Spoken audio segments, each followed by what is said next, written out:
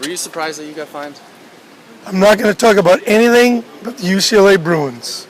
I'll make that right away. We're going to talk about UCLA. It's UCLA week. We got to get our team ready to play. So that's any questions you have about our players or UCLA, I'll be more than happy to answer. Let's talk about UCLA's offense and Hundley, pretty mobile quarterback. Is he somewhat like facing your own offense? You know, he really is. I don't think he's as fast as Marcus, but he's might be a real strong guy. He's elusive. He's more elusive and faster than you think. So he can make some plays with his feet and extend plays. And whenever a quarterback could do that, just like our guy, you watch Marcus, it's tough. So, yeah, it's a lot like going against our offense to a large degree. Is Keith Price a better comparison then? Yes, I think Keith Price is a much better comparison, except for this guy's bigger and thicker. So he'll be a guy that you really got to wrap up and bring down. They've used 3 different running backs so far this season. Does your preparation change at all for a different back, or are they all the same? I'm sure they're not all the same.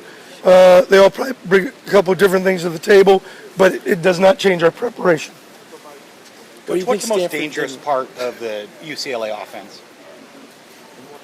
Well, I think Hundley. You know, and UCLA always has good athletes. So you start with the quarterback, just like if you're asking us about our offense, Marcus is the first guy that, you know, you got to be concerned about. So you start with Hundley, but they also have a good running game and they have good receivers because they have good athletes. So I start with Hundley, but they have a lot of weapons.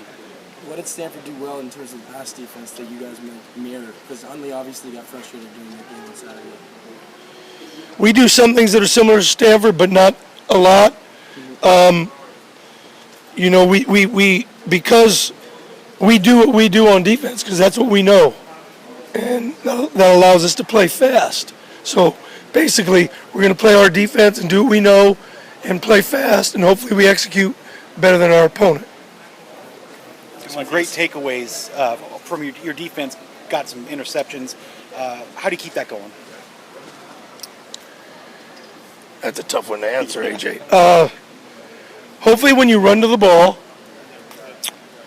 as you see, when you run to the ball, they almost had a touchdown. Here's an example. Could have been a touchdown. Eric Dargan knocked the ball out of the kid's hand, number 1, near the goal line. Rodney Hardwick, who was way about 10 yards upfield, turned around and ran, and he recovered the fumble in the end zone. So when you run to the ball, you get a chance to get a lot of fumbles if you're a lot of guys are on ball for strips or tips and overthrows. So we keep preaching run to the ball. It seemed like when Hundley was getting flushed out of the pocket, his throwing accuracy started to decrease. Do you see that too? And is that something you feel like you guys can exploit again? I hope so. Is their offense, do they try to up-tempo it, or are they going to try to hurry?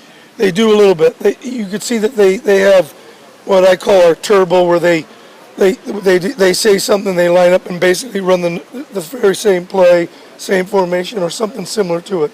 They do up-tempo. I don't say this with any being bragging or anything, but up-tempo should not bother us because we practice against up-tempo all the time. So hopefully that's not ever a factor. Last week against Washington State, you talked about maybe getting sacks against the Cougars might prove difficult with how they get the ball out so quickly. How do you think your defensive line performed with the 4 sacks? I was happy with our D-line. When they get the ball out quick, it's hard to get home. So